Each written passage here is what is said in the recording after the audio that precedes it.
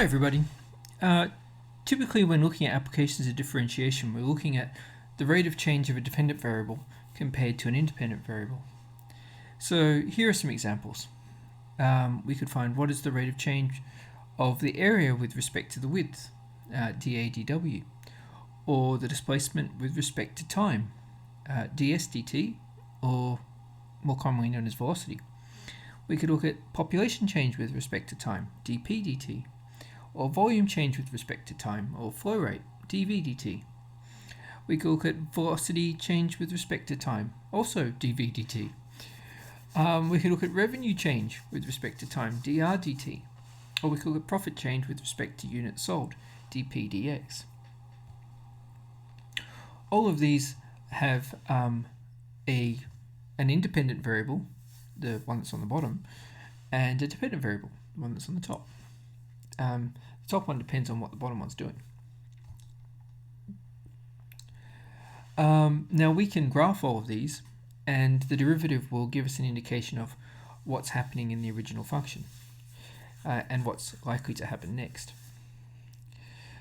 So although time is commonly the independent variable, as we saw from these examples, there's lots of time in here, it can be a range of other variables such as length, units, tickets, people, etc. All it does is show how one changes with respect to the other one. And we'll use this idea plus a number of techniques to use to make calculus useful in an application. So, technique number 1, reduce the problem to 2 variables. If 20 meters of fence is used to create a pen with one side of the pen attached to a barn, what is the maximum area of the pen? So let's have a look at the problem. Here's the barn on this side, here's the pen, and this length plus this length plus this length has to be 20 meters. So if we called this length x and this length x, and we wanted to use up all 20 meters, this length would be 20 take these two lengths. Now what we've done is we've taken a problem which would typically have 3 variables, area, length, and width, and we've reduced it now to 2 variables, this x value here and this 20 take 2x value here. And if we multiply them together, we'll get the area, which is this equation here. Now once we have a equals 20x take 2x squared, we've got a dependent variable and an independent variable, and the relationship between them nicely mapped out, so we can use our calculus. If we look at the graph of a function, we can see here that the maximum area, a graph of this function here, the graph shows that the maximum area is going to be 50. So when we do this algebraically, we're expecting to see the same answer and for it to be at about x equals 5. So here we go. A equals 20x take 2x squared. This is indicating a quadratic function with a maximum because we've got a negative coefficient on the x squared term. dA dx would be 20 take 4x, and the maximum is going to occur when we have a stationary point. So we can see here at the top the maximum will be stationary at this point, so we'd expect a gradient of 0. So if dA dx equals 0, we're going to replace that with 0. I'll swap them around just to make it easier to solve. 4x will equal 20, x will equal 5, as expected. Now to find the area, we'll substitute that back into the original equation here. If we know x, it'll tell us a. 20 times 5 take 2 times 25, which is this, which will give us 50 as expected. We could find out the dimensions of the pen by substituting 5 back into this equation here. 20 take 10 would be 10. So that's where this comes from. Done. And we should always make a statement answering the question. The question was, what is the maximum area of the pen? The maximum area of the pen, I should really say maximum area of the pen,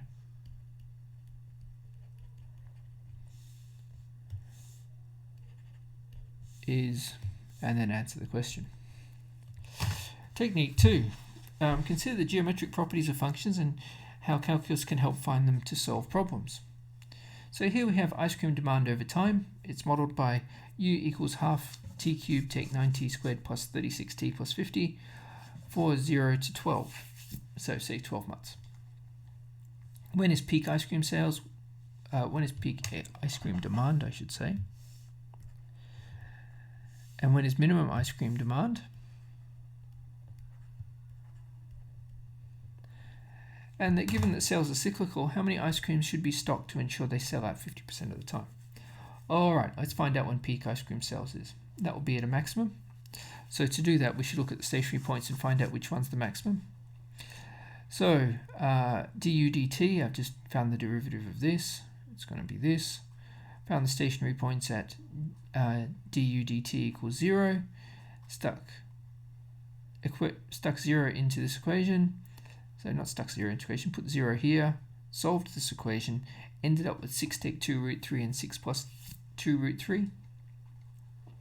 Put them back into our original function, which is here. I don't know why I wrote y there. That should actually be, where did it go? This should be u.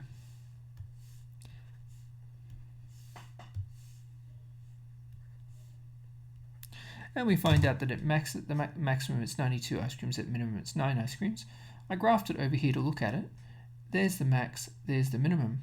Now we might expect that it would be halfway between 6 and 0, but it's not, because this part of the graph is steeper than this part. So it happens a little bit less than 3. At 6 take 2 root 3, and at 6 plus 2 root 3 on this side, with 6 being firmly in the middle. Now, we want the ice creams to sell out 50% of the time, so we want the area above the curve to be the same as the area beneath the curve, which happens at the point of inflection because a cubic has rotational symmetry. So if we can find the point of inflection and it's cyclical at that point, then we'll have half above and half below. So to do that, we can look at the minimum of the first derivative, because that'll locate the point of inflection, or we can just find the midpoint between the maximum and the minima. And I think in this point we found the maximum, the midpoint of the maximum and minima, which was 6. Substituted 6 into the original equation, and it told us that 50 was the number of ice creams we should have in stock to sell out 50% of the time.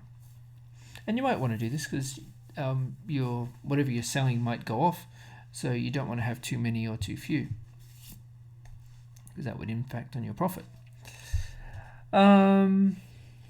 What does this graph over here do? Oh, we're locating when the derivative is 0, because that tells us where the maximum is, and also tells us where the minimum is. Technique number 3. Understand that the displacement, if we've given the displacement, if we take the derivative of it, it'll give us the velocity. If we take the derivative of the velocity, it will give us the acceleration.